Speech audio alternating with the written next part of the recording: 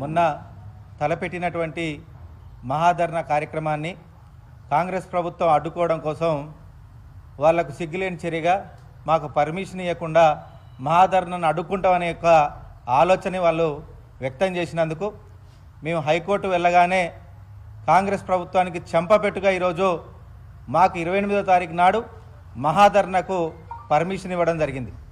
దానికి సంబంధించి మళ్ళొకసారి ఈ ఉమ్మడి నల్గొండ జిల్లా వ్యాప్తంగా ఈరోజు కేటీఆర్ గారు మన రాష్ట్రంలో కాంగ్రెస్ ప్రభుత్వం ఇచ్చినటువంటి 420 అబద్ధపు హామీలను నిలదీస్తూ ఈరోజు మన ఉమ్మడి నల్గొండ జిల్లా వ్యాప్తంగా కూడా ఇక్కడ రైతులు అనేక రకాలుగా వివిధ హోదాలో ఉన్నటువంటి ప్రతి ఒక్కరు కూడా ఏ విధంగా అయితే ఇబ్బంది పడుతున్నారో దాన్ని నిలదీయడానికి రేపు 28వ తారీఖు నాడు 11 గంటల లోపే ఇక్కడికి కేటీఆర్ గారు విచ్చేస్తారు. కాబట్టి పెద్ద ఎత్తున ఉమ్మడి నల్గొండ జిల్లా వ్యాప్తంగా ప్రతి ఒక్కరు కూడా రావాలి.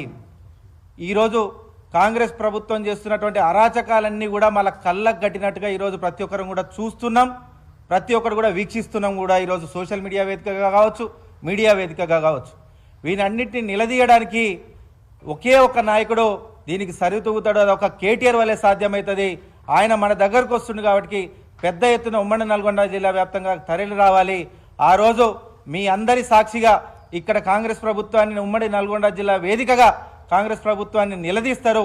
ఒకవైపు గ్రామ సభల పేరిట వాళ్ళు చేస్తున్నటువంటి దురాఘాతాలను మీరు ఏ విధంగా అయితే నిలదీస్తున్నారో అధికారులని, అదేవిధంగా కాంగ్రెస్ ప్రభుత్వ మెడలు వంచి మనకిచ్చినటువంటి హామీలలో కావచ్చు, కనీసం మనం గతంలో కేసీఆర్ గారి ప్రభుత్వం ఉన్నప్పుడు వచ్చినటువంటి మనకు దక్కినటువంటి సంక్షేమ పథకాలు మళ్ళీ తిరిగి తీసుకునడానికైనా కానీ మనకు కేటీఆర్ గారి గొంతు అవసరం.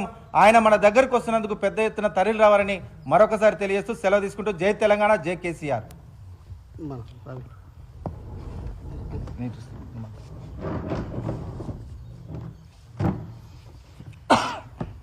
అందరికీ నమస్కారం.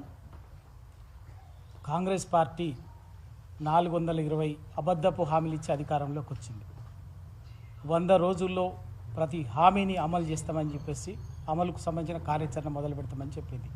13 నెలలు అవుతుంది, ఇప్పటికీ ఏ ఒక్క హామీ కూడా సంపూర్ణంగా అమలు చేయకపోగా దాన్ని ప్రశ్నించేటటువంటి వాళ్ళని, నిలదీసేటటువంటి వాళ్ళని దౌర్జన్యంగా అక్రమ కేసుల్లో బనాయించి జైళ్ళల్లో నిర్బంధించి ఒక రాక్షస పాలన, ఒక కిరాతక పాలనని ఇవాళ తెలంగాణలో కొనసాగిస్తున్నది. దానికి ప్రజాపాలన అనే ఒక ముద్దు పేరు పెట్టి ఒక ముసుగేసుకొని అరాచకంగా వ్యవహరిస్తున్నది. ఇవాళ నిన్నటి నుంచి మొదలైనటువంటి గ్రామ సభల్లో కూడా నిర్బంధం మధ్యన, పోలీసుల పహారా మధ్యన ఇవాళ తెలంగాణ వ్యాప్తంగా గ్రామ సభలను నిర్వహిస్తున్నా కూడా ప్రజలు ఎంత దౌర్జన్యంగా నిర్బంధం మధ్యన సభలు నిర్వహిస్తున్నారు.